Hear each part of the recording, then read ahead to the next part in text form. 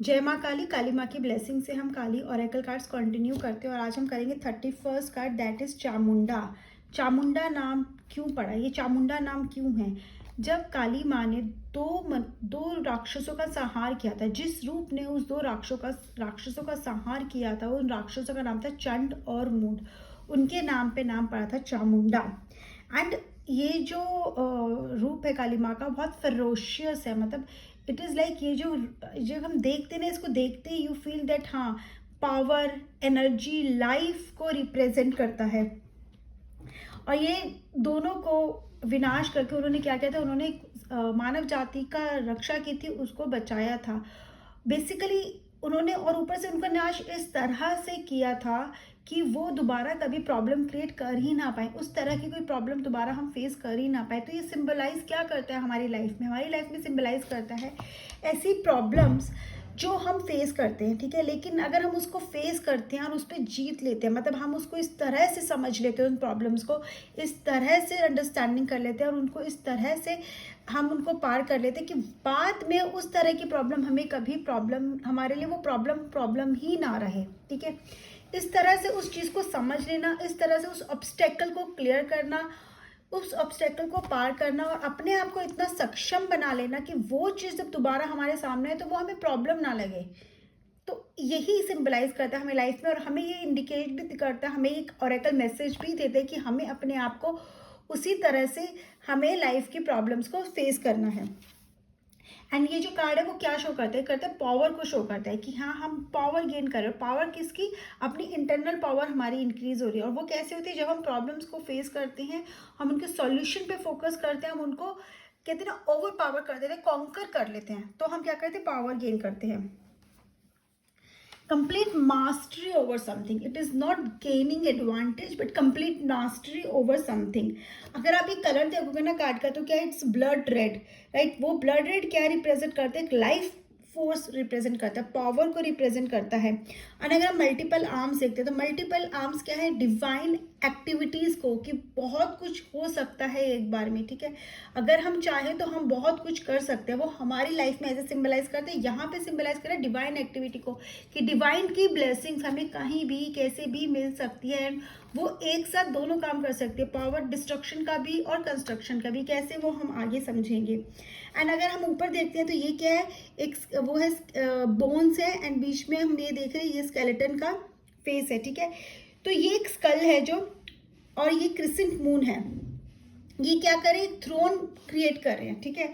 अब ये जो थ्रोन, ये जो स्केलेटन कह रही, ये जो एक स्कल से, क्रिसेंट मून से ये थ्रोन क्रिएट किया गया, ये क्या कर रहा है? ठीक है, फ्यूनरल टाइप का जो एक लुक दे रहा है, बट है क्राउन की फॉर्म में।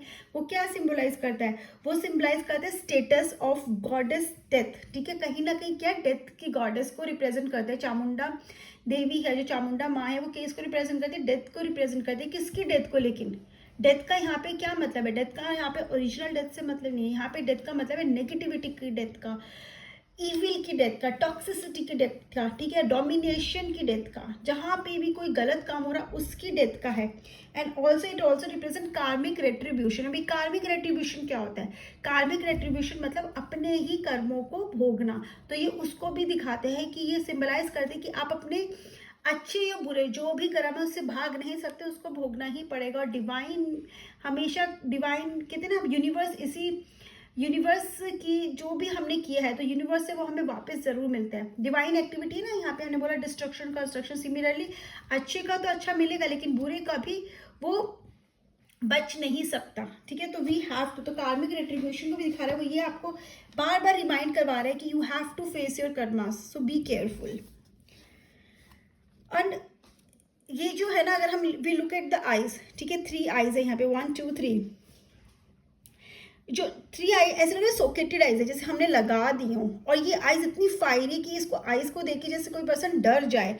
और ये आईज क्या रिप्रेजेंट करती है? आईज ऐसे रिप्रेजेंट करी कि इतना ज़्यादा उसमें फायर है, इतनी ज़्यादा एनर्जी है, और इतना ज़्यादा मतलब फियर्स है, इतनी फियर्स है कि ऐसे लग रहा है कि देख कर ही किसी भी चीज़ को ख़त्म कर देगी। मतलब ईविल को बर्दाश्त ही नहीं कर सकता, किसी भी बुरी चीज़ को, बुरे कर्मों को और बुरी सोच को ये आइज बिल्कुल नहीं देख सकती, और उसको वहीं पर स्टॉप कर देंगी, ख़त्म कर देंगी।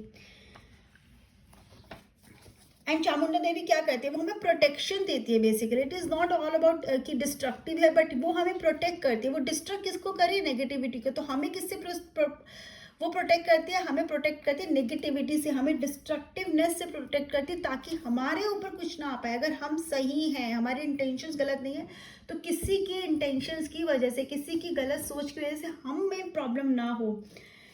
किसी भी तरह की गॉसिप हो, ब्लैक मैजिक हो, जो भी ऐसी चीज़ें होती हैं, उससे ही चामुंडा देवी हमें प्रोटेक्ट करती है।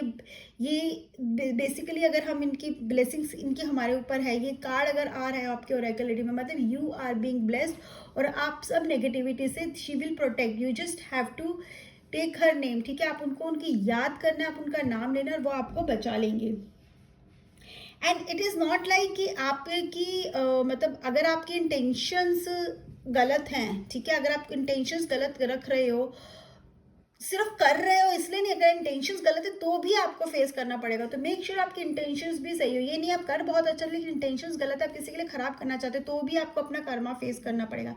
इंटेंशंस के साथ साथ एक्शन दोनों ही इक्वली इंपॉर्टेंट होते हैं।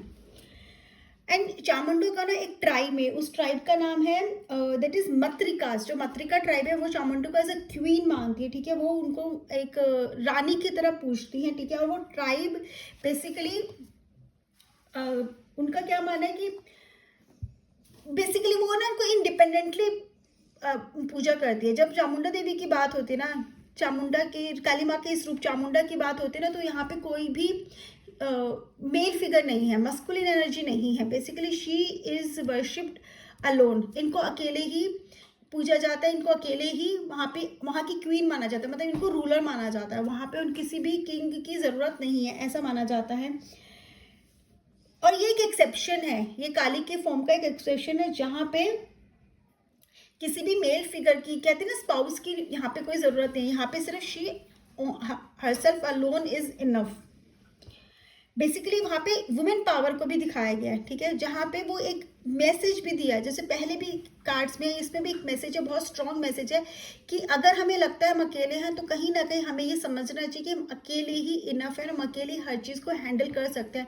हमें हर वक्त सपोर्ट ढूंढने की ज़रूरत नहीं है, हर वक्त किसी और पे डिपेंड रहने की ज़रूरत नहीं है। ये कार्ड हमें ये मैसेज भी देता है। अगर आपकी रीडिंग में आ रहा है और पर्सन इज फीलिंग लाइक उसे सपोर्ट नहीं मिल रहा, तो उसको ये समझाना ज़रूरी है कि वो खुद ही अपने लिए एक सपोर्ट है। एंड जो मत्रिकास की जो हम बात कर रहे थे, जो इन्हें क्वीन कंसिडर करते हैं, वो ना बहुत ज़्यादा प्रोटेक्टिव और डिस्ट्रक्टिव, जैसे मैंने स्टार्टिंग में बताया था, डिस्ट्रक्शन कंस्ट्रक्शन। डिस्ट्रक्शन किस चीज़ का है, नेगेटिव एनर्जी का। कंस्ट्रक्शन किसका है, पॉजिटिव एनर्जी को सपोर्ट भी करते हैं। तो जो मत्रिका है वो बहुत ज़्यादा मस्कुलिन एनर्जी की डिस्ट्रक्टिव पावर के अगेंस्ट है। अब मस्कुलिन एनर्जी की डिस्ट्रक्टिव पावर क्या है और कंस्ट्रक्टिव पावर क्या है, पहले वो समझेंगे। बट उससे पहले मस्कुलिन एनर्जी का मतलब यहाँ पे मेल से नहीं है, यहाँ पे एक एनर्जी को मस्कुलिन एनर्जी बोला गया है, मस्कुलिन पावर बोला गया है। That could be a male और that could be a female, कोई भी हो सकता है उस एनर्जी के साथ। अगर masculine energy female sorry positive side पे है, तो वो कैसी होती है, वो बहुत हेल्दी होती है, ठीक है, स्ट्रॉन्ग होती है, क्रिएटिव होती है, केयरिंग होगी एंड जनरेटिव होते हैं। वो कहीं ना कहीं कंस्ट्रक्टिव आइडियाज़ के बारे में सोचेंगे। हमने बोला था ना मल्टीपल हैंड से कंस्ट्रक्टिव, तो वो जो उसकी पॉजिटिव साइड पे है उसको उस तरह से ब्लेस करते हैं कि और कंस्ट्रक्टिव की तरफ वो जाए। लेकिन वही अगर कहते हैं ना नेगेटिव साइड पर आ जाए, वही मैस्कुलिन एनर्जी जो नेगेटिव साइड पर आ जाए, तो वो क्या हो जाती है, वो बहुत एक्सप्लॉइटेटिव हो जाती है, डोमिनेटिंग हो जाती है, डैमेजिंग हो जाती है, बहुत ज़्यादा दूसरों का नुकसान, और बहुत ज़्यादा एम्बिशियस भी हो जाती है। जहाँ पे अपने फ़ायदे का सोचा जा रहा है, वहाँ पे हम ये नहीं देखती वो एनर्जी, या वो लोग अगर वो उस एनर्जी से, you can say over power है, उन्होंने उस एनर्जी को खुद पे हावी होने दिया, तो वो ये नहीं सोचेंगे कि किसी का कोई नुकसान हो रहा है, वो बस अपने फ़ायदे की सोचते हैं। बहुत टॉक्सिक हो जाता है, बहुत एक्सप्लॉइट। और ये वो एनर्जी आप ऐसे आइडेंटिफाई कर सकते हो, the people who are exploiting others, वो भी उसी एनर्जी से यू कैन ड्राइव हो रहे हैं, उसी एनर्जी से चार्ज हैं, आप ये बोल सकते हो। वही एनर्जी को उन्होंने एक्सेप्ट कर लिया, वो उनकी नेगेटिव साइड ऑफ एनर्जी है। तो बेसिकली यहाँ पर भी एक मैसेज है, यहाँ पर एक मैसेज है कि ये हमारे ऊपर हम किस तरह की एनर्जी को एक्सेप्ट करना चाहते हैं। हर तरह की एनर्जी हमारे आसपास है, पॉजिटिव नेगेटिव। अगर हम पॉजिटिव साइड लेंगे तो हम हमेशा ग्रोथ की तरफ जाएंगे, लेकिन नेगेटिव साइड है हो सकता है हम टेम्परेरी ग्रोथ गेन कर भी ले लेकिन at the end it is a destructive only, और कहीं ना कहीं हम अपना भी डिस्ट्रक्शन करते हैं और साथ साथ दूसरों का भी हम नुकसान ही करते हैं। एंड मत्रिकाज जो ट्राइब है ना वो बहुत ज़्यादा इस चीज़ में बिलीव करते हैं, वो किसी भी नेगेटिविटी को टॉलरेट नहीं करती है, वो बहुत ज़्यादा उसके अगेंस्ट हो जाते हैं if they see any such type of activity जहाँ पे डोमिनेशन हो, एक्सप्लॉइटेशन हो, एम्बिशन इस ऐसे हो कि दूसरे के बारे में आप सोच रहे हो, वहाँ पे दे वो उसको टॉलरेट नहीं करते। समझ लो वो उस पर्सन को कभी एक्सक्यूज़ ही नहीं करते हैं, उसको आउटकास्ट कर देते हैं, या फिर वो उस पर्सन को आगे बढ़ने ही नहीं देंगे। एंड जो चामुंडा है ना, it is like she has a heroic heart. हम बोलते हैं कि बहुत बड़ा दिल है। बड़ा दिल कैसे है कि जब भी हमें लगता है ना कि हमारी चीज़ें सही नहीं जा रही हैं, लेकिन हमारे एक्शन सही हैं, तो शी ऑलवेज हेल्प अस। अब यहाँ पे एक चीज़ समझने की ज़रूरत है कि अगर हम कनेक्ट होते हैं चामुंडा में से, तो कहीं ना कहीं हमें क्या होता है, हमें बहुत चीज़ें अपने खुद में भी बदलनी पड़ती है, ठीक है, हमें खुद में चेंज लाने पड़ते हैं। लेकिन क्या है कि खुद में चेंज लाना, बोलना और करने में थोड़ा सा मुश्किल होता है। अपने आप को बदलना इतना आसान नहीं होता, साइकोलॉजिकली हमें चेंज करना पड़ता है, तब हम अपनी हैबिट्स में चेंज कर पाते हैं, और वो इतना ईजी नहीं है। अगर हम चेंज करने के लिए खुद को पुश करेंगे या फिर कहते हैं ना बहुत ज़्यादा रिग्रेसिव हो जाएंगे और डेलिबरेटली हमें किसी चीज़ को करने की कोशिश करेंगे, तो हम नहीं हो पाएंगे। लेकिन हमें उसी चीज़ को धीरे धीरे अपनी लाइफ में इनकलकेट करेंगे, हम एंट्री करवाएंगे, हम उस चीज़ से धीरे धीरे कनेक्ट होना शुरू करेंगे, तो हम वो हो जाएंगे। टाइम ज़रूर लगता है बट हम चीज़ से कनेक्ट हो जाएंगे।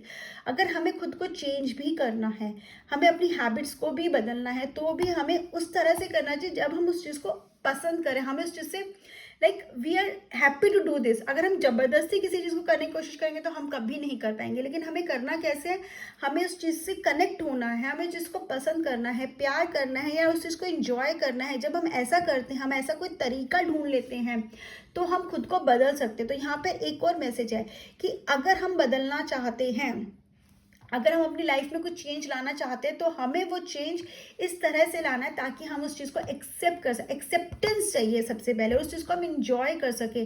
ज़बरदस्ती नहीं होगा। ज़बरदस्ती करने से क्या होगा, हम अपनी आइडेंटिटी ही लूज कर जाएंगे। ना हम इधर के रहेंगे और ना ही हम उधर के। जो बोलते हैं ना कि ना घाट का ना, आई डोंट रिमेम्बर, बट ऐसा कुछ है। तो हमें बेसिकली उसको अपनी लाइफ में धीरे धीरे लाना है, उस चीज़ को एक्सेप्ट करना है और उसमें इंजॉय करना है, तभी हम अपनी लाइफ में चेंज लाएंगे, डिसिप्लिन ला पाएंगे और हम कनेक्ट हो पाएंगे स्पिरिचुअलिटी से भी। और इसके लिए ना हमें बहुत स्ट्रेंथ और इंटेलिजेंस की ज़रूरत है, विजडम की ज़रूरत होती है, ठीक है। तो कहीं जल्दबाजी में कभी कोई काम नहीं करना चाहिए बेसिकली। उसके अलावा ये क्या मैसेज लेके आता है कार्ड, ये मैसेज लेके आता है